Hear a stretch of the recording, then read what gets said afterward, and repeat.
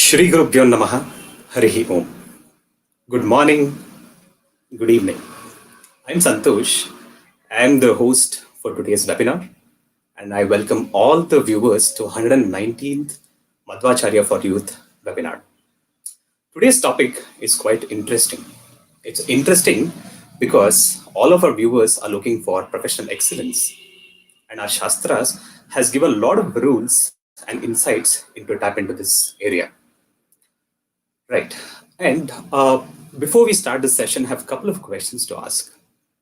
Question number one is, what are the rules and success to have professional excellence? And question number two is it possible to even tap into this area considering our current scenarios? We go through a lot of challenges in our professional world and a lot of turmoils and a lot of work pressures. So let's ask all these questions to our speaker, Sunder Madakshira. Sunder has been associated with Adobe as marketing head and also has been mentored by Sri Prabhajanacharya. And Sundar is a right speaker today's session because he has mixes from both the worlds. So both worlds of professional and spiritual worlds. So let's ask all these questions answered by Sundar Madakshira by welcoming him.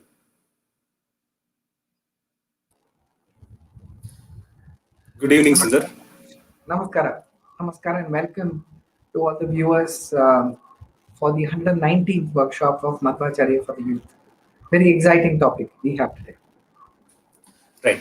Sundar, before we even begin the session, we're talking about Bhagavad Gita. We're keeping Bhagavad Gita as a base. Why do you think Bhagavad Gita has all the rules and secrets to this topic of professional excellence? Yeah. So if you just roll back on the context of Bhagavad Gita, right? Why did Bhagavad Gita even come into existence? What was the background?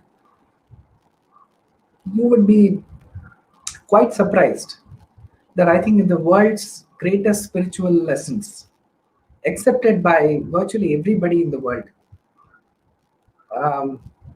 people coming from different faiths, different countries, people probably not even knowing Sanskrit language, all have an appreciation and at least a recognition about Bhagavad Gita being a great spiritual text. And the context in which it came in was actually a very deadly war which is about to start. And everybody who was there as a part of that knew very, very clearly that we are going to be getting into a war which is going to be very deadly. It's going to be a decisive war. There will be the winners who will live and the losers who will die in the war. The Mahabharata is full of conflicts. There have been many, many wars that are described in great detail. But the Mahabharata, the final Mahabharata war between the Pandavas and the Kauravas, are something which is absolutely decisive and something which is it's really a solemn moment at the beginning of that war that Bhagavad Gita, the message by Sri Krishna to Arjuna actually comes into the place. So it's a beginning of, in many ways, an internal conflict within a family, between cousins. Both the sides have come very well prepared for the war. The deadly weapons, if you just read the Mahabharata, the weapons are deadly. The number of them used by the different warriors each of them is capable of destroying humanity. They're that deadly. And what is important at that point in time is that something which is totally unexpected happens. If you look at the Bhagavad Gita message itself, all of a sudden, as we know, Arjuna, who is a warrior par excellence, the greatest archer of his times, suddenly becomes weak-hearted and says to Krishna, who is a charioteer, that look, I'm not able to fight this war because in my mind, I have developed a weakness and I'm becoming anxious. So anxious that I'm feeling a sense of paralysis. It is that intense. So please help me in this situation because I am not able to decide what I should be doing. So it's again, why do I feel that it's very, very peculiar? Is that Arjuna is not new to the concept of war. He has fought many wars in his life. He has won most of them. And if you look at the Kauravas, he has just defeated them in a war a few months before the Mahabharata war.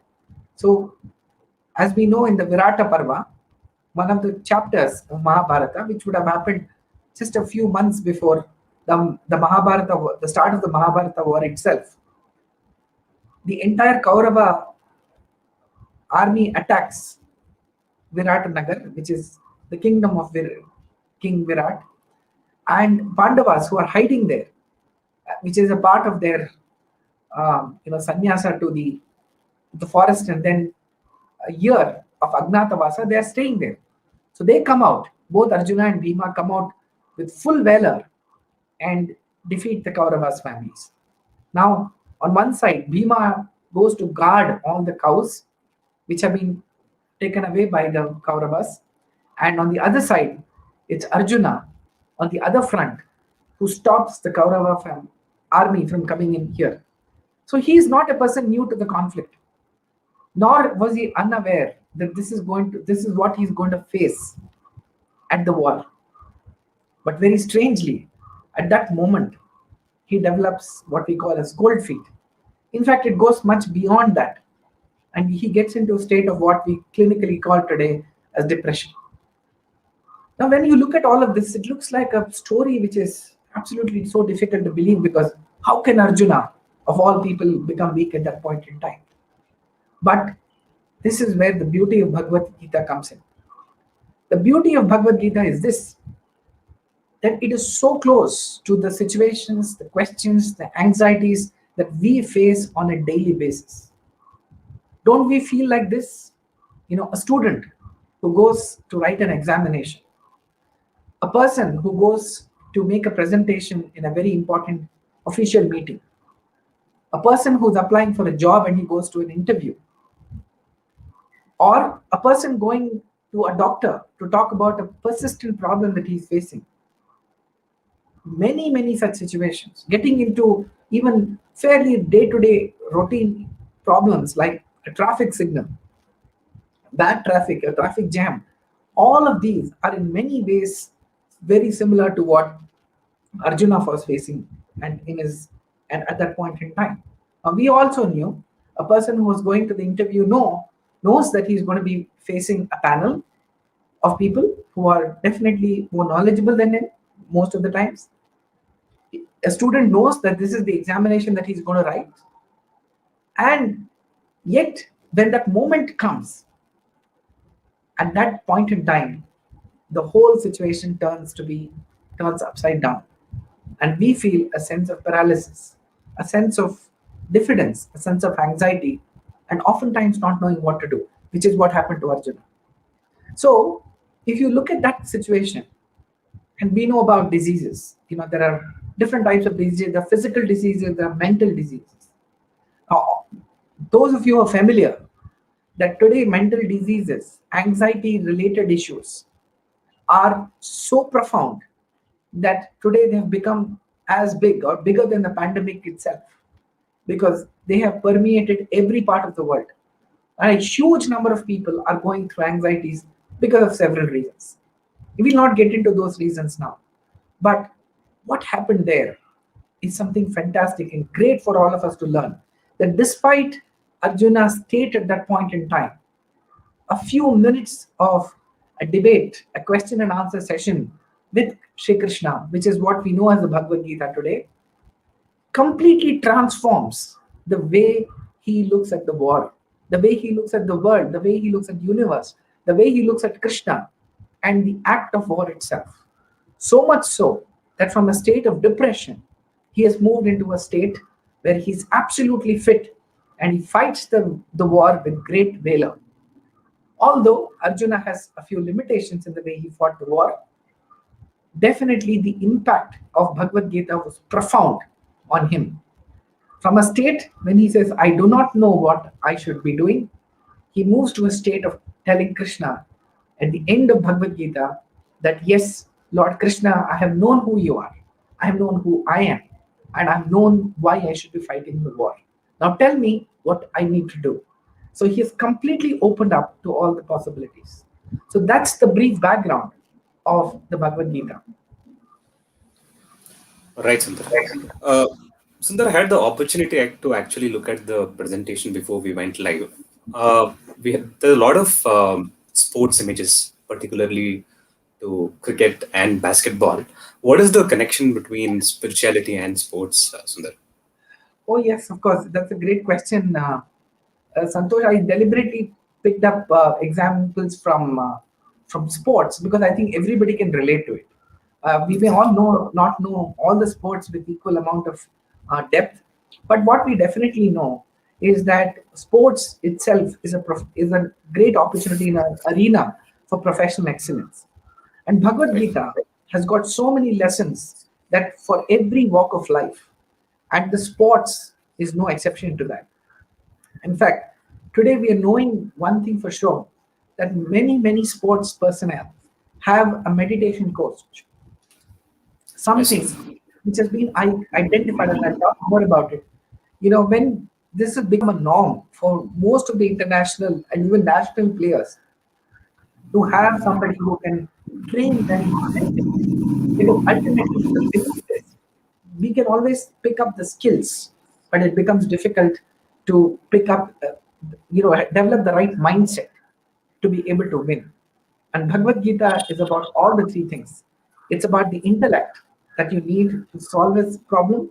It's about having the right mindset to be able to um, execute on whatever the brain is telling you, or whatever the intellectual power of yours is telling you, and take it to completion, where you have to execute and make it happen, act on it, and not just merely intellectualize on this. So that is why I chose sports. We have some interesting visuals Right. that we will go through. Some of these, all of you would be very familiar with. Yeah. Quite interesting, Sundar. Let's move on. Yeah. Thank you. So we talked about the four rules. So today is all about a playbook. What's a playbook? A playbook is something that you use in your daily life for success. So that has got certain rules, and the Bhagavad Gita has got many rules. But we've picked up the four which are really important from a professional excellence perspective.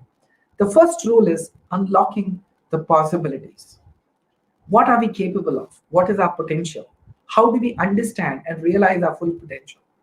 The second rule is really about winning the battle in the mind. Before it is fought on the battlefield, we have to win the battle in our mind, because that is where we peg and we tell ourselves that, look, this is the way we're going to play the game, this is the way we're going to fight the war, or this is the way I'm going to complete a task, and then I'm going to emerge victory. So that is the second, the rule of the playbook. The third playbook rule is to actually act in unison. We just talked about how we need to align a lot of things for us to be successful. It's not good that we are good in patches. For consistent performance, it's very important that we act in unison. And the last rule is about knowledge being the true power. We've always heard this, that knowledge is absolutely very powerful. So we need to get to understand these four rules in detail, and at the end of it, what we're going to do is to help you. We will share a workbook or a simple check sheet that you could use on a daily basis. If you're a student, you're a sports person, you are working in a company, you're a manager of an organization, you're an NGO worker, you're a housewife, or someone just generally trying to be happy and successful in your life. Now, why we've chosen the Bhagavad Gita? This playbook is something that looks very obvious, but why have we taken all this from the Bhagavad Gita is for the simple fact that Bhagavad Gita is ancient. It has served us for thousands of years. And what it does is that when lessons come from some places and which have origin about things which have happened for so many years, it gives us a clear indication that these methods and methodologies are not something that somebody has come up with yesterday, but have been baked and absolutely tried and tested over thousands of years, over several generations, by billions of people. And Bhagavad Gita is not just confined to the past, it is something that we can use even today. So let's move to the first rule of, of the Bhagavad Gita, of the playbook. The first rule is unlocking possibilities. Now, let's go back to the Bhagavad Gita for a moment.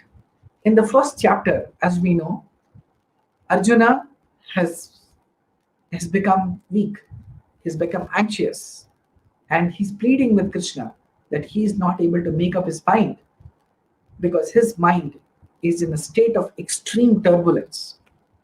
He's not able to fight the war. Forget about fighting the war, he's not even able to stand still. His legs are shivering and he actually sits on the ground. But at that time, what did he do? We all know the end of the Mahabharata war. The Pandavas won the war. Arjuna emerged as a great warrior. He fought the Dharma Yuddha, or the battle to establish righteousness. But then, how did this transformation happen? It happened because of the first thing, which is about unlocking the possibilities. He had questions, he had problems, he had anxieties, but he didn't keep all that to himself. He did not keep it to himself. He went and shared his thoughts, however difficult they may be, however odd it might have looked at that point in time for him to ask questions which, at the face of it, appear to be very basic. The whole world, the whole universe, all the 18 Akshohini army, 11 on the Kaurava side, 7 on the Pandava side, is standing in the middle of the battlefield. And what does he do? He's asking questions. But because he made that bold step, what happened was he got his answers. He got his answers from Krishna, who is Krishnam Vande Jagadguru, from someone who guided him, who took all his questions and understood the fact that understood Arjuna's real challenges and was able to address it. So I think the first lesson and the first rule in the playbook for professional excellence is to be able to identify your problems very clearly and unlock those possibilities and say, okay, what is holding me back? What all can I achieve in my professional career? What all can I achieve as a student? What is holding me back? What are my constraints? And how do I overcome them? And you've got to ask the right people. Now, this is about Arjuna. Let's move over to his cousin, Duryodhana, who is on the other side, battling Arjuna. What did he do? He looks at the Pandava army and he also gets nervous. So in many ways, both Arjuna and Duryodhana are facing not the same situation or not the same thoughts, but the end of those thoughts is the fact that both of them were nervous about the war. But look at the difference in the approach. And this is an approach that you can see throughout as a major difference between the Pandavas and the Kauravas. And we'll talk about it.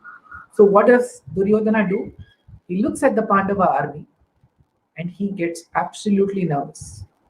He says, oh my God, now the Pandava army looks to be really strong.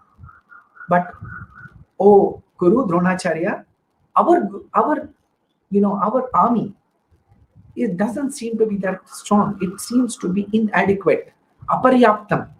He used the word aparyaptam, meaning we seem to have some shortcomings. But look at the Pandava army. It's full of great warriors. We also have warriors, and he gives a big list of all the people who are fighting the war. But very surprisingly, he gets very nervous. And why is it surprising? Because he also knew the war that he's going to face. Everybody knew days ahead. Like, the two teams exchanged the list of final 11 players who want to take the field in a cricket match. They knew exactly who's going to be in that war. Duryodhana gets the same level of anxiety. And he asks the questions. But number one, he asks someone who himself had a lot of limitations. Dronacharya is his guru, and he had lots of limitations. He was a great warrior, no doubt, but he did not have the power to solve his problems. But Duryodhana, anyway, never even gives him a chance. After asking this question, he just moves away and moves and moves to other parts of the war. Now, this is ridiculous. This is where the difference comes in. Arjuna has questions. He asks it to Lord Krishna and he waits patiently for the answers and the resolution to take place in his mind. Until that is resolved, he doesn't move ahead. So this is probably a very important lesson that when we are looking at our potential, we should be patient and ask questions till we are clear what we need. Second thing is we should ask. Most people never ask for help, and that can become a major drawback. Imagine a student who gets a question in his mind in his first class of a subject. He just lets it be, and that small question that he has, that one question he has, just spirals into thousands and hundreds of questions, and that's not that becomes a problem. It becomes a big challenge, and towards the end of the academic year, when he has to write an exam, that becomes like a big dinosaur coming and trying to kill him. Now, had he not done that, and had he raised the problems beginning, I'm sure they could have found a resolution. So to be able to achieve professional excellence, we need to unlock the possibilities. That's the first rule of professional excellence. Let's move to the next rule, which is about winning the battle in the mind. So there you can see some pictures of a cricket match. And those of you who know this, I really wanted to play the video. But on the streaming platforms, it can get a little challenging. The video is not playing smoothly. So we just decided to cut it into individual pictures and still show you. I think all of you know this match. This match was the match between India and Pakistan in the Chinnaswamy Stadium. And the bowler at that point in time was Venkatesh Prasad, and the batsman was Amir Sohail. Pakistan was cruising very, very merrily. They were chasing about 288 and they were about 113 for one. Just one wicket loss at the end of the 14th, in the middle of the 14th over. So they had all the time in the world. They could have won this match very, very comfortably. So much so that many spectators who were there in the stadium actually started leaving because they didn't want to see India lose. But look at what happened. Amir Sohail, who was the batsman, hit Venkatesh Prasad for a boundary. And the moment he hit that into the boundary, he became overconfident. And instead of focusing on hitting the next ball for a boundary or playing the ball according to its merit, he actually started to talk to the bowler. And he showed off and he said something like, I'm going to hit the next ball as well into that area. Now, what did he do? Number one, he lost his concentration because you're not supposed to be speaking when you're playing a cricket match. That was the first mistake. The second mistake he made was that he put himself in a situation where he has to hit the ball only in that place. And he does not know that as a bowler, what is Venkatesh Prasad thinking? It's the height of arrogance, height of ego.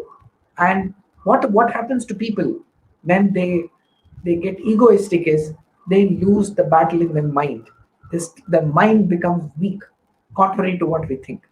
So the very next ball, Venkatesh Prasad bowled it in a manner that the batsman cannot play that shot in that direction, which Amir Sohail had mistakenly committed himself to.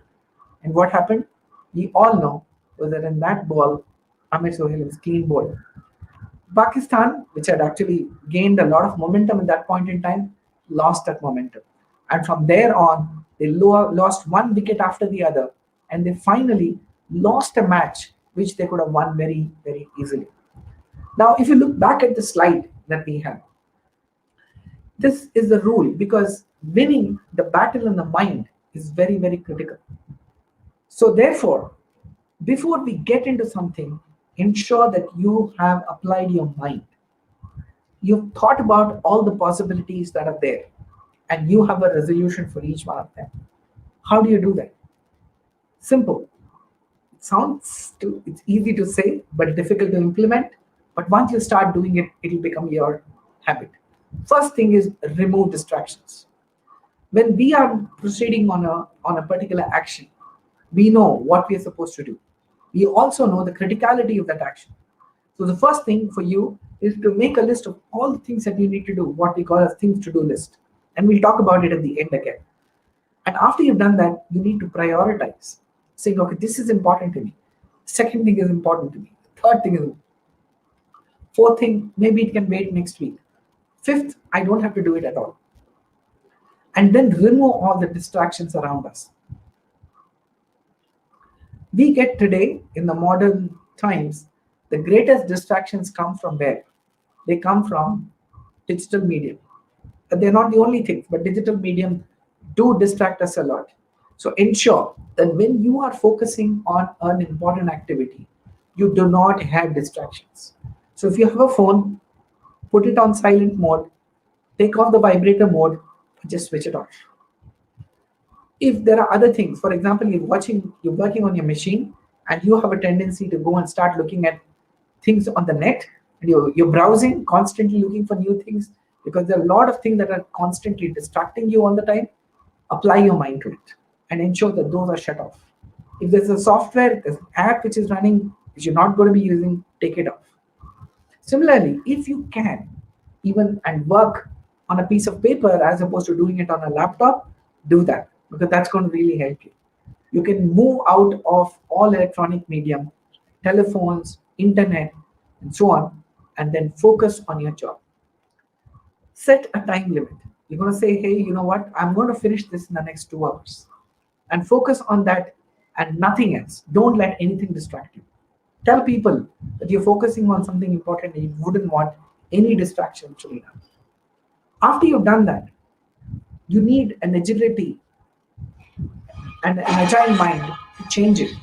Because oftentimes we become victims of that huge mindset. Because once we set it, it's very difficult to change.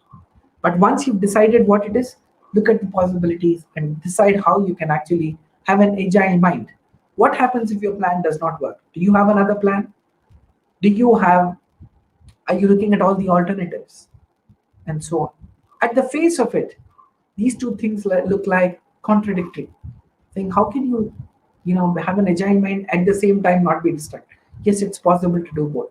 Because once you've decided what you're going to do, you need to be focusing without distractions. But after you're done, you can always look for other better ways of doing it. And on the right side, you'll see one more tip that we have given, which is on visualizing success. Very, very important. Here, I'd like to spend a few minutes. If you've read the Bhagavad Gita, which I'm sure many of you have, the chapter on Vibhuti Rupa actually talks about God's presence everywhere. And then there is a part where Krishna shows Arjuna the Vishwarupa. The Vishwarupa, he actually tells him how the war is going to proceed. So he gives him like a preview of what's going to happen in the war. So Arjuna at that point in time, even before the war has started, actually gets to know who is going to die first, who all are going to die, in which sequence. And there he sees his son Abhimanyu, Bhishma, Drona, Karna, Dushasana, Duryodhana. And he's the last guy. And then there are other people, on both sides, who die. And they all go into Krishna's mouth, indicating that they have died, one after the other, in the sequences they are going to die. So in many ways, Arjuna was privy to what's going to happen in the future. Now that's how he benefited from the war. So the whole war, the whole chess plan, if I may say, was clear to him in his mind about what's going to happen in the war. And that really helped him in planning the strategy for the rest of the war.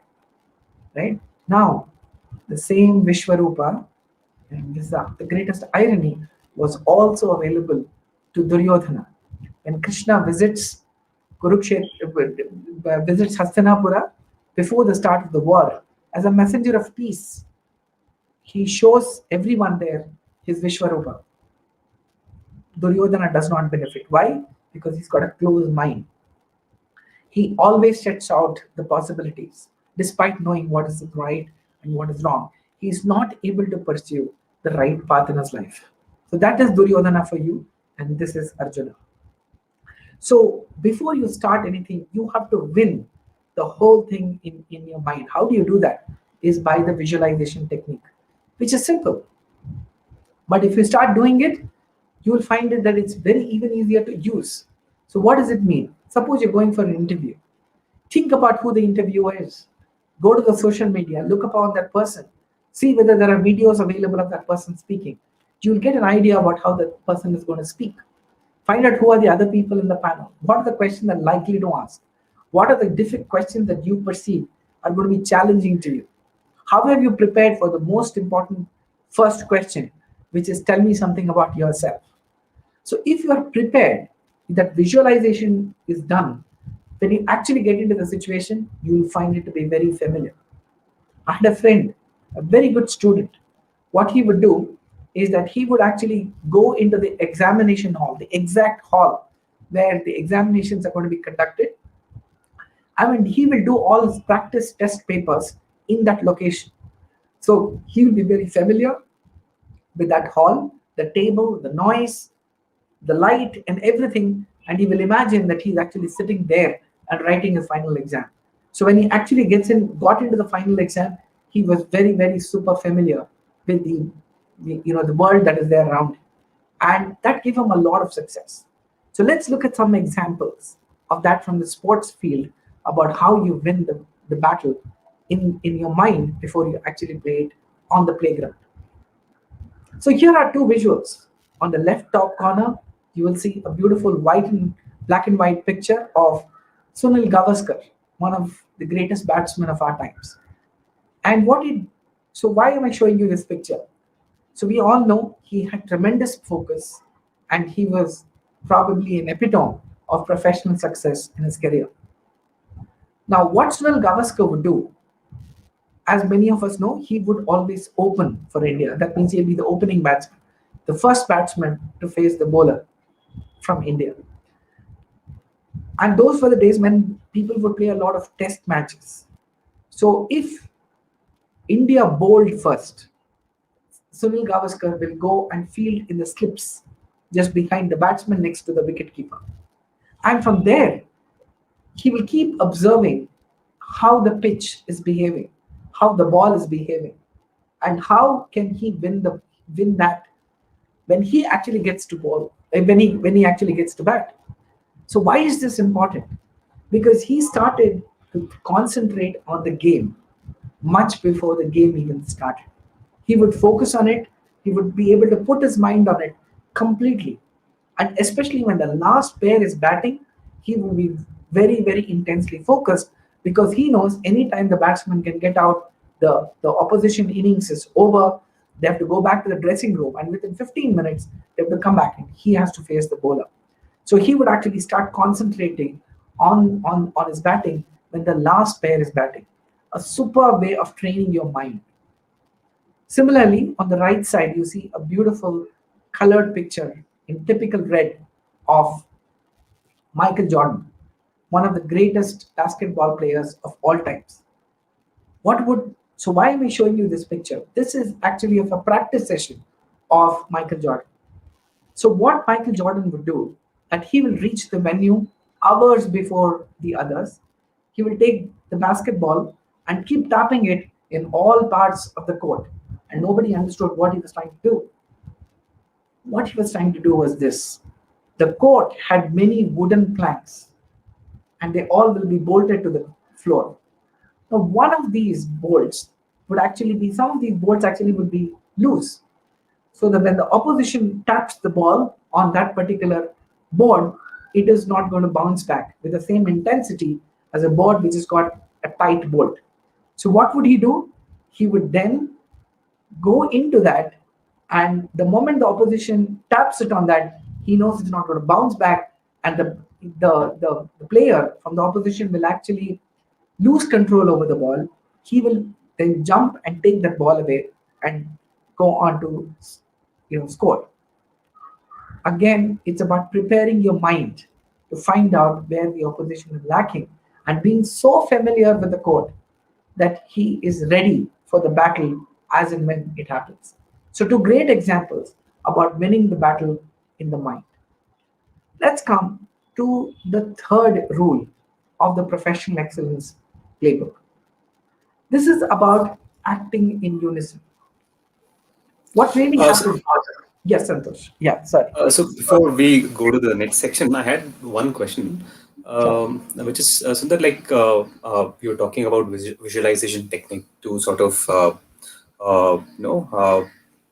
take on any challenges that we come across. Could be an interview or it could be anything. Like you also go through not so intensity kind of a day where there's a regular job that we do. Uh, you- can we do visualization on that day as well? Because we do know what's going to come on that day. Yeah. Yeah. Uh, will that visualization technique still hold good, or how do we go about it? Absolutely. Santosh, this visualization technique, which I talked about, is very, very commonly used in different fields. Um, it is not only for super intense and very, very special environments, it is also for regular usage. Let me give you an example. You got to make you're attending a meeting, right? And there are other people whom you need to address, and you all are going to interact, and then you've got to make some decisions, right? Now what will be important for you is to visualize. You don't have to do it for hours together, but you could do it for a few minutes, where you think about Right. what is the point I want to make, why am I there in that interview, and what are others going to be talking about. So when I say something like this, what are the others going to react to it, how are they going to react to it, am I prepared for that? If I'm prepared for it, can I present it ahead of time so that those questions don't even come? Or if they come, I have a good opportunity to be able to respond. Similarly, let me extend it a little more. People meet because they want to resolve conflicts, right? Most of the time, you will be in a situation where certain things, certain decisions which are made in that meeting could have an adverse impact on some people. Hmm. Again, adversity doesn't mean that somebody is going to die, but something like adversity in terms of more difficulty for them, or they face more obstacles for them, or they are going to be faced with more constraints. Let me put it could be as simple as that. But in all these scenarios, if you can visualize that, look, when I say this, person X is going to be deeply impacted, and he can probably counter it. You can just start by saying that, look, this is a decision and this is a topic which is going to, and you're very, very aware that that person is going to be deeply impacted. Just you saying it and offering to help and mitigate the challenges he's going to face will take away 80% of that person's angst, because they believe that you're not just throwing a problem at them, getting them to do more work or difficult work, or setting them up for failure. What you're doing is you just empathizing with that person and saying, as a team, not just that person, how can we face and how can we help that situation, and in turn that person. So I think Right. whether similarly a classroom, if you're going into a classroom and you're a student and you're going to be facing a challenge, it could be a regular day. Just imagine how the school is going to be, how the college or school is going to be. How are you going to enter? What are you going to be facing? What all is going to be taught in my class today. If you have an ability to just preview it for a few minutes, that really, really helps. We all are aware that while studying is super important about what has been taught in that class, previewing it and post class revision can absolutely solidify it. And there are tons and tons of studies which prove that if you do this process, it is something which is going to remain impacted in your memory. So this is again a very simple visualization technique which we all use. But I think Right. what I'm emphasizing here is the rigor with which we should practice all this. Right. I guess this visualization technique puts you in a better space to respond and sort of get absorbed in the situation. That's what the visualization technique does that. Because for example, if you not you as a school student, he doesn't know which question the teacher would ask. Probably he might be in a space where to sort of respond for a while and then answer it in a way that can be convincing to the teacher. That's what can this technique can help us. Am I correct, Sundar? In that? Right. Absolutely. And it also helps you overcome certain challenges. For example, there must be something as a student, let us say, taking forward your example, though this is applicable everywhere. There are things which can distract you, right? In a classroom, for example, every time you sit at a certain place, some students cannot see the board. It's a very simple thing.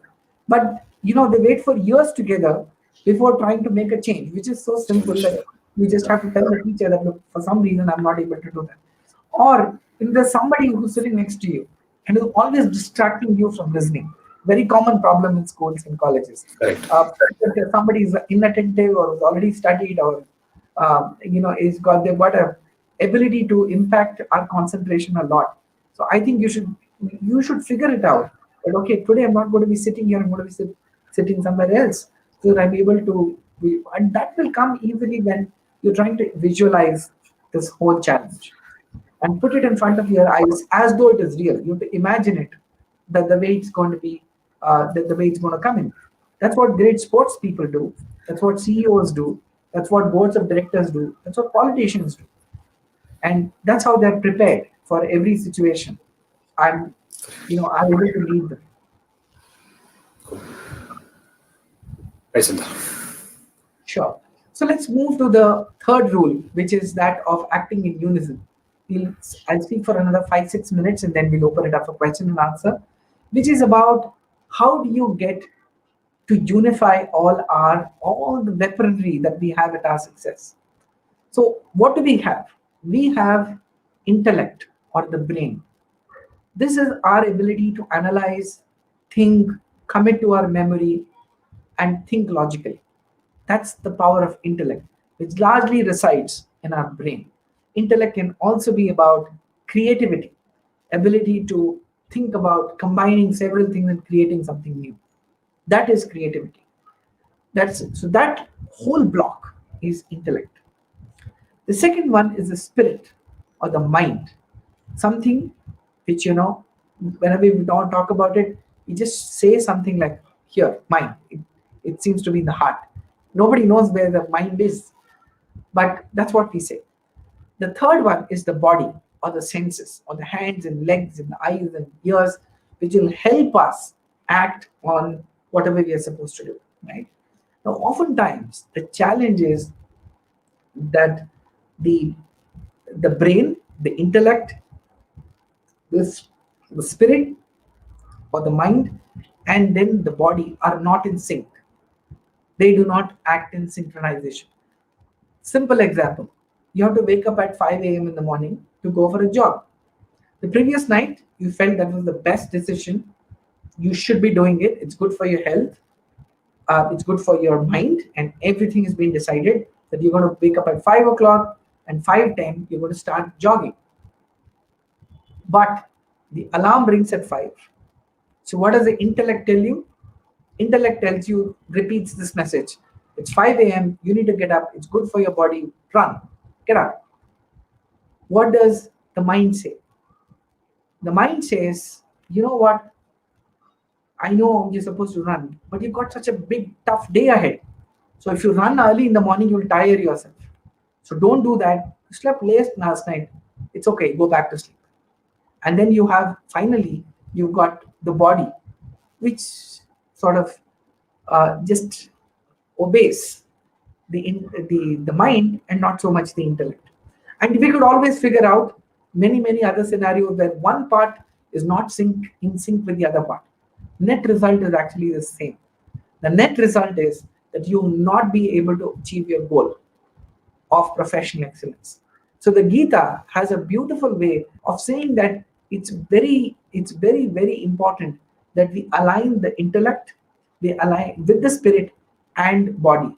So as they say, it is the head, the heart, and the hand all have to act in synchronization. So this will ensure that the energy flows frictionless. Whatever you thought through your intellect, your mind is in agreement with that, and you are able to move your body and to act on that particular activity. And then you see success. Because whatever you wanted to plan, whatever you plan has been delivered or executed. The great thing, because most of the time our frustration is not about knowing what the right thing. I think we all know what we need to do, right? It is not about anything else but not being able to execute whatever we have planned or whatever we aspire for. Is a very big deterrent when it comes. It's a very big deterrent to our success because it creates a lot of frustration. So what do you do? How do you build that? How do you create that unison? Number one is to be aware of your role in the organization. You need to know what is your role. And let me explain what I mean with an example. There was a batsman playing for Pakistan. His name was Shahid Afridi. He was a very attacking batsman, very aggressive batsman. And the moment he would come, he would hit the ball for a few boundaries and then he would get out. And in one such scenario, he did the same thing and he got out. The commentator at that time was Imran Khan, the current Prime Minister of Pakistan. And the other commentator was Ravi Shastri. Now, both of them were having a dialogue. And Imran Khan was very angry. Oh, why did he get out? He should not have thrown his wicket and so on. But what Ravi Shastri said made a lot of sense. He said, look, he has been given a role. Now, what is the role? We don't know because we are all sitting in the commentary box. But if the role that has been given to him was to go and attack so that the bowling team actually loses their rhythm. And Shahid Afridi tried to do that. He didn't succeed, but he failed. It's fine because he still tried to play the role. But if the role that has been assigned to him was don't get out for next 10 overs, we can't lose another wicket, then, and he still did that and got out, then he's not played his role. So in your organization, find out what is your role. What exactly does your organization want you to do? And then play that role. This is what is called niyata karma in the scriptures, which is the Vadasha Stotra says, Kuru Bhumshvacha Karma Nijam Niyatam. No matter how you perform any other role in the company, any other role in the organization, it's not going to work. The core role that you need to perform is the one which has been assigned to you. You need to do that well and do lots of other things for which you will get credit. But you will not, if you don't do your core job and do a lot of other things, you will not get credit for both of them. So understand your role, and that's a very important part of your professional excellence. Because your organization at the end of the year is going to look back and say, what did that person do to the responsibilities that we had assigned to him? The second one is, I think we just have to come this over or some kind of an obsession to work and action, to our senses, and to the results. Some people have got them enslaved. It's important to be committed. It's important to be passionate. But there's a world of difference being passionate and being obsessed. Obsession is negative because it overtakes whatever you want to do.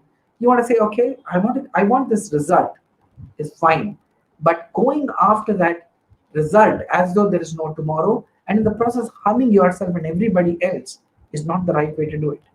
Remember, the outcome will come only when you start acting on things. That is why it says, Karmanya vadikaraste ma phaleshu kadachana. It's a different interpretation where you say you get the results because of your karma. And that is the third rule of the playbook, which is acting in unison. Let's move to the fourth and the last one, which is about knowledge being the power. So you can see the picture. I'm sure you recognize who these people are, Bill Gates and Warren Buffett. And you know what? Both of them are, as we know, are billionaires. But when they were asked in an interview, and both are very good friends as well, and when they were asked what made them really successful, and what is that one skill that they should really improve upon in order to be more successful, can you guess what they said? Both of them said that if they could have read faster, they would have been better off. Imagine at their level of success, what they're looking for is knowledge. Both of them could have said, I wish I could have made more money or something else. I could have launched more companies. They didn't say any of that. All they said was how we wish we could have read faster. So knowledge is really, really power. A country, any other area, geography, a company, all of them become more successful when they have more knowledge. And that is the crux of many parts of Bhagavad Gita which say that so beautifully. So if you look at the rule 4, which is knowledge is power, what does it say? Sarva karma khilam partha gnanena parisamapyate. Which say that all your duties, all your actions are very important. However, the most important thing and what all that needs to culminate is transcendental or spiritual knowledge. The second one is nahi gnanena sadrisham pavitramiha vidyate. There's nothing as pure and sublime as knowledge. Why? If you read the Bhagavad Gita, there are very few things that Krishna emphasizes so clearly and their importance. And clearly, you can see how he has this great bias for knowledge. So, how do we translate that into your daily life? Whatever you are, have a coach. I'm sure you've heard about great sportsmen, people who've achieved a lot in their area. But do you know anyone, any sports person who does not have a coach? I'm sure the answer is no. Because no matter how big or small a sports person is, he needs a coach. He needs someone to tell him what he's doing right and what he's doing wrong. So even in the profession, it might not be sports. In any other profession, you need someone who can constantly guide you in your career. Someone who is like you with the same level of education or more typically, or who has had an experience of success. How does he guide you? And the failures as well. He can tell you what you should not be doing because he's done that wrong. So you need a coach. That coach could be anyone, but someone who's got your interest at heart. The second one is constant learning and renewal. We live in a world which is where new knowledge and new information is getting created every second. So we need to ensure that we don't sit contented, but instead actually renew ourselves. And I'll share some examples as we go along. And very importantly, if you want to be a leader anywhere, you want to be a monitor in your class, you want to be a manager in your company, you want to lead your family well, you should demonstrate to yourself and to the others that you can lead yourself. Because if you can't lead yourself, you can't lead anyone else. It's as simple as that. And even if you do, you will not gain the respect of people. So this is the knowledge of power. Let me end by showing you some pictures of some great people who have coached and how they've been able to transfer.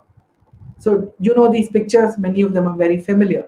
The first one on your left top is Ramakant Achrekar, who trained Sachin Tendulkar. And what was one of his greatest assets as a coach was that he was able to understand, and you can see Sachin's photograph on the left side when he was a baby almost. When you see that picture, look at the way he's holding the bat. Any coach other than Ramakant Achrekar would have looked at that and say, this is not the way to hold the bat. But soon he realized that Sachin had a very unique style, and he coached him in that style and become one of the greatest batsmen in the world. So, great example of a great coach who identified his coach's strengths and his weaknesses and was able to overcome. The picture on your right side is that of Phil Jackson, who coached two of the greatest basketball players of our times, Michael Jordan and Kobe Bryant. He was a coach for both of them, of course, at different times. And between the different teams that he coached, he has won the NBA championship, one of the most coveted championships in the world, 11 times, a world record in itself. How did he do that? He changed the game in which teams play basketball. There is something called the triangle strategy, which is all about how do you move the ball in the form of a triangle and not have one player take it from one end to the other. That's what it is in short. I'd encourage you to read more about it. It's very interesting. But all this transformation came up because of a coach who thought differently. Let's look at two more examples of great coaches, which is Clive Lloyd, who transformed the entire team, a team of extremely talented players, but who are extremely indisciplined. He got them built a world-class team. Even to this day, Clive Lloyd's team of the West Indies is considered to be one of the best cricket teams. But that came because of the coaching mentality that Clive Lloyd as a captain had. So it's important to have a coach and who's able to guide you in your professional success. Lastly, that's a picture of a bird. And I don't know whether you know, but birds actually shed all their feathers in some frequency. That process is called molting. Now, why do they do that? Because all the old feathers would have become weak and they can't fly anymore. So if they don't shed their leaves, don't shed their feathers, they can never fly. So in order to go to greater heights, one has to shed the feathers and then the new feathers come in. Why am I sharing this example for you? If you want to achieve professional excellence, fly high in your life, you have to shed the old feathers and renew them. And very interestingly, the birds actually go on an indefinite fast till all the feathers actually are fallen, new feathers have come. And when they fly, they can grow to great heights. So, this is another great example of how you can achieve professional excellence by having a coach and constantly learning and renewing oneself. So, to summarize the whole thing, here are the four rules of the Gita playbook. One, unlocking the possibilities, winning the battle in the mind first, act in unison, synchronizing your intellect, your soul, as well as your body. And lastly, you need to have the recognition that knowledge is indeed power. How do you translate this playbook into real life? Here is a simple sheet that you could use on a daily basis to ensure that you actually succeed. So before you start your work, my suggestion is spend at least 10 minutes meditating on your work table, on your study table, wherever, on the floor, fine. But spend 10 minutes meditating because it really calms your mind. The other thing about Phil Jackson is that apart from the triangular strategy that he introduced, he also introduced something which was new, which was before the start of every session, every practice session, every match, he actually insists that the whole team sits and meditates together. Something he learned from the Eastern philosophy and he took it to a game like basketball. So the daily meditation session is important 10 minutes before you start. Have a weekly, a daily, and a monthly plan about what all you want to achieve. What are the top objectives and outcomes you definitely want to achieve? Build it as a calendar into your routine so that you know what you're gunning for. You don't wake up in the morning and say, "Oh, I don't know what I'm supposed to do." You know, you should know. You should plan. Spend time with that planning. What are the challenges and obstacles you are likely to face? You want to do a lot of work, but there are 2 holidays in between. While it's great rest time for you, you know that a lot of official work cannot get done. You may be willing to work, but if your work involves other people, you can't get it done. So you got to do that, knowing fully well what the challenges are going to be. And then what is the support? Okay, now you have the challenges. Now, what is the support that you need from other people to make you successful? And visualize that success implementation. Think, okay, today I'm going to do this. This is how I'm going to overcome my challenges. This is how I'm going to seek my support. And at the end of the day, I'm going to succeed. That's very critical. Have a learning calendar. In our career, typically after we've got educated for a few years, we get into our profession. And then our learning starts to stop. Actually, that should be the time when your learning has to be at an all-time high because the world around you is changing. New technologies are coming in. How do you sort of evolve from there? You have to put yourself a learning career calendar, which is talking about new skills that you will learn and what are the methods that you're going to learn from. Are you going to read books? Are you going to go through courses? Are you going to talk to your peers? What have you? The last thing, probably one of the most critical things, is reflections, which is being able to sit calmly and look at what you're doing at the end of the day. It's 10 o'clock in the night, you've got another 30 minutes to go. Spend 10 minutes just recollecting what happened today. What have I done through the day, through the week, through the month? How did I spend my time? I had 12 hours of work time. What did I do? What went right? What could I have done better? And very importantly, spend some time getting feedback. This will prepare you, saying, okay, what am I doing wrong? And what can I improve on? And ensure that I've heard everybody's voice. And with a coach, I have a plan to implement and succeed. With this kind of a plan, which the Bhagavad Gita, I've given you a gist of a lot of things that are there in Bhagavad Gita. But again, this is not the end.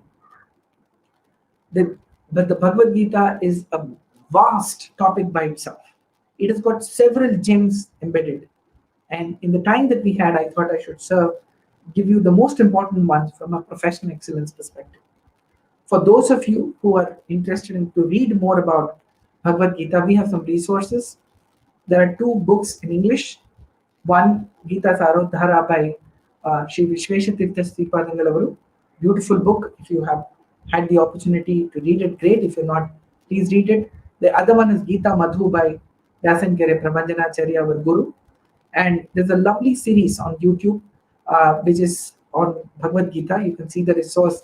It is here. It was run by Palimar Bhatt in Udupi, where he gave a lecture for 18 days covering the 18 chapters. So please do look it up if you're interested to learn more, but I'll be happy to take any question and answer from you on this topic.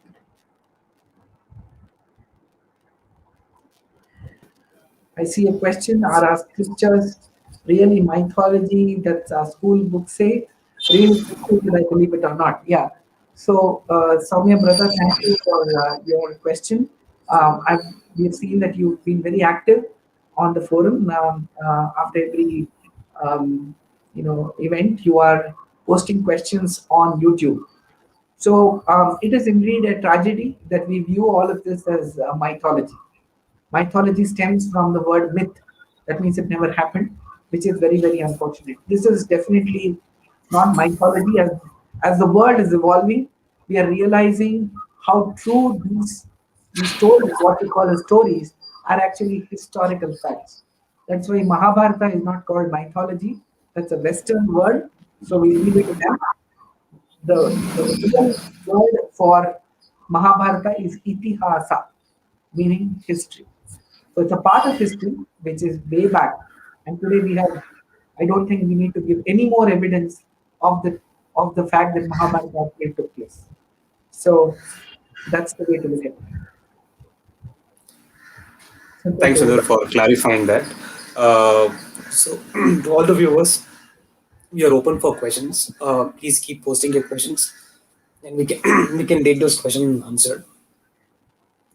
Sundar, one of the questions that I had was while we've given all the rule and the rule book for achieving this professional excellence. One of the questions is like, how do we keep us motivated during this entire journey? We tend to sort of, I mean, not every day would be like as energetic as that we intend to. So there are days that we keep falling down, and then it might get into a sort of a loop, and that it's quite difficult to come back.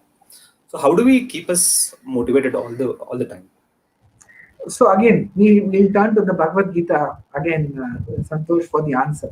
So if you look at it, I talked to you about the visualization that Arjuna had. So right in the beginning of the war, he knew that not only the Kauravas, many of who are also dear to him. There is Bhishmacharya, who is his grand dad, and then there is Dronacharya, who is his own guru, and Ashwatthama, who is his Guru Putra. All of them are going to die in the war. However, despite that visualization, despite knowing what's going to happen, he still continues with that war. Not everything was pleasant for the Pandavas, as you rightly said. They faced challenges throughout. Every day was full of ups and downs. There was no black and white. Till almost towards the end, it was not clear who was going to win the war. But they went through with that, because today, what Arjuna had from Krishna was the fact that they were pursuing dharma. So when you are pursuing dharma, it becomes the purpose of the war. You're not fighting that Hmm. war to win on that day. You're not fighting the war to kill one person from the opposition. You're fighting that war which is the dharma yuddha. So Krishna clarifies that right in the beginning. If you succeed in the war, that means you victor, you get the throne. And then what is the benefit of getting the throne? You can establish dharma rajya. You can establish a king who is going to run the kingdom with righteousness, do what is right for the people of that kingdom, as opposed to someone like a Duryodhana who was having dealing devastating blows on people. A person who can humiliate Draupadi in front of so many people in the court, in the palace. Can you imagine what will be the impact of such activities on the women in the kingdom and so on? And we can go on for all the wrongdoings of Kaurava. But Krishna tells him, look, if you win, you get the kingdom. If you lose, you still die fighting a dharma yuddha. Look at the life of look at the army man. If he fights and his country wins the war, great, because then his country has won the war. But he dies. We don't call him that a soldier died. We say a soldier is martyred. He becomes a martyr. Why? Because he died for the country. Good. One day everybody will have to die. But look at the death of a soldier. He dies the life, he lived the life of a martyr. In fact, our mind does not even accept that he died because we believe he's always there. That's what is called, what the meaning of the word martyr itself is. Hutatma, as they call it. Right? So clearly, I think when we look at ups and downs, and Gita says a lot, labha labho jaya jayo, it is that state which he urges urges Arjuna to get, which is that of a steady state of the mind, which is what is described in greater detail. But suffice it to say, at this stage, that if a person has a larger purpose in his life, these ups and downs will not deter him from doing what he wants. Look at the pandemic around us. While everybody was struggling to cope up with it, what was the people who are working in the healthcare industry and healthcare Absolutely. organizations doing? They were going about their duty, putting their own life at risk and the lives of so many people around them. They went all out. They did not wait. And the risk, many of them knew that in fact they had actually caught the pandemic, but that did not stop them from going and serving. Look at so many people who actually helped develop this vaccine, which is now coming into vogue and distributed all over the country, all over the world. All that has happened because of the spirit of the people, right? And for them, their own life did not matter. So it doesn't have to be a soldier or a healthcare worker in the case of a pandemic, but all of us who have the great opportunity to fight the dharma yuddha in our own way and emerge victorious towards professional excellence. Right. I think you're inviting all of us to see the larger picture of it and Yes, see. absolutely. Sundar Chetan Kumar asked how to be consistent in something. I think consistency is something that actually at a very superficial level it appears to be easy, but I can see why Chetan probably is asking us, which is how do you maintain it? Consistency itself. You say, okay, this is what I'm going to do. We are all clear, but then it starts to slip. The best way to maintain consistency, I have known, is to have a document which checks and which you do at the beginning and during at the end of every day. So, for example, you have decided that you're going to follow a certain diet and you're going to work out, get some exercise, whatever that could be, or it could be something else.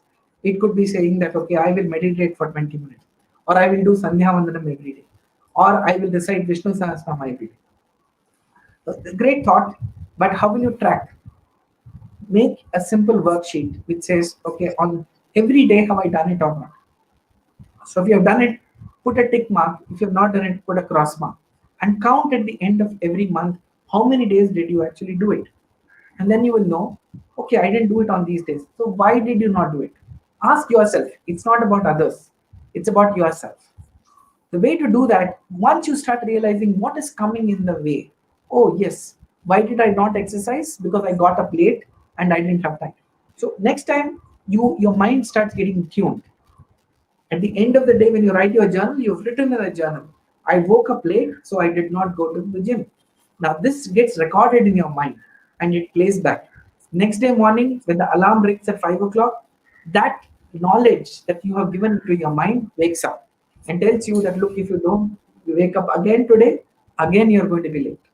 So, this is how people who are successful are programming themselves for that. if you Right. if there's an meeting going on, if you overshoot, there are consequences to that. So you should have a way of being able to stop at the right time, give and move to the next one. So I think just tracking it and playing back at the end of the day, what was your plan and what did you achieve, and find out why the gap arose. Slowly you will see, if you're measuring it every day, take my word, in the next 2 to 3 weeks, you will see a dramatic change simply because of this one act. Right. Thanks, Sunder. Chetan, I hope you got some insights. Uh, right. Moving on.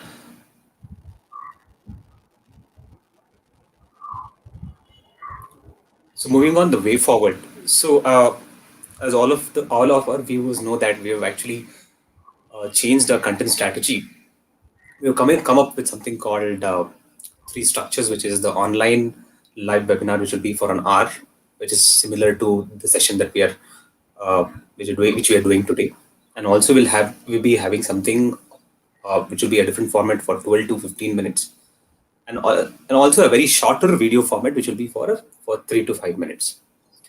So also the content that we have relooked at our content strategy, which is the Dvaita series. So there will be a series of topics which will be on Dvaita, which will be on Bhagavad Gita, Upanishad series, Mahabharata series, and meditation series. We all know that Bhagavad Gita can be one of the key topics for a lot of insights, and that's why we've chosen Bhagavad Gita as a central theme. So we'll be talking about the global appeal for Bhagavad Gita. We'll be looking into different karmas, which is yogas, karma yoga, bhakti yoga, and jnana yoga, and also the point of view from Raghavendra Swami and uniqueness of Dvaita interpretation on Bhagavad Gita. And one of the common popular topics that we keep hearing in Google, which is, did Bhagavad Gita really happen? Or for how many minutes that dialogue between Krishna and Arjuna happened? Or for how many days? And very curious questions that we keep looking and receiving it on Google. We thought of like we collate all these popular questions and do a series on this. So basing Bhagavad Gita can give us a lot of topics to discuss. Moving on, that we thought of having this concept of perfect. So the perfect prayer, perfect teacher, perfect text, a perfect song, and perfect thousand names of Vishnu, which is Vishnu Sahasranama, and Nachiketa's brilliant questions. So we thought of basing this our series on perfect, right? And we thought of also having biography series, which is life and works of great masters like Madhvacharya, Jayatirtharu, Sripada Rajaru, and so on and so forth. And that can give us, great insights into these masters. And then ritual series. And why do we and how do we do Sandhya Vandana, how to do Ekadashi Vrata, and significance of a lot of Hindu festivals. And then greatness of Bharat, like what did India actually contribute in the areas of architecture, metallurgy, mathematics, Ayurveda, and so on and so forth. These are the some of the key topics that we've planned in the upcoming sessions. An appeal to all the participants, we request all the viewers to give us suggestions, questions. Like if you have any better way to sort of do these programs, please do write into us at Madhvacharya numerical 4 youth at gmail.com. Also, if any viewers wants to be a volunteer with us, please write into us and we will take this forward. And also, you can also support us on these social media channels, which is YouTube, Facebook, LinkedIn, Instagram, and Twitter. The handle is Madhvacharya for Youth. Please like it, please share our content. The next workshop will be on 18th April, which is the topic on who am I. So we'll be talking about the Swarup of Jiva and what is the relationship between Jivatma and Paramatma, and we'll also be talking about other aspects of soul. Yeah, Santosh, with your permission, I would just like to add one topic, which is on Sure. who am I. We've got Right. this request before. If you remember, we had conducted some sessions on the Brahma Sutras, and Correct. there was a lot of requests to go into the details of Brahma Sutra. Now, as luck would have it, the Brahma Sutra to be read with the Brahma Sutra Bhashya and Tattva Prakashika and Anuvyakhyana and other books is a very voluminous exercise. It takes about close to 562 Brahma Sutras which are there. Now, what we have tried to do is to pick out the common themes, which actually the ways of Brahma Sutras are bunched together. And one of the major topics that comes out is on the nature of the soul and who am I. So we talked a little bit about nature of God in one of our earlier workshops. If you have missed it, please go and read that. But this is going to be on us, which is what is the nature of the soul. Is the soul the same as mind? Is the soul same as heart? Is the soul the same as the body? And if so, if not, what is the commonality? What is the difference? And so on and so forth. So it's an interesting, intriguing topic, and we'll do our best to see that the essence of what Dvaita perspective on this question of who am I is answered as well as we could. So thank you to and back to you, sir. Right. Thanks. Before we wrap, I want to thank all the participants of Madhvacharya for Youth for supporting us to put this topic up for all our viewers, and also especially thank all our viewers for participating in this session. So, Sunder, thanks for your time, and namaskaras to all. And thank you.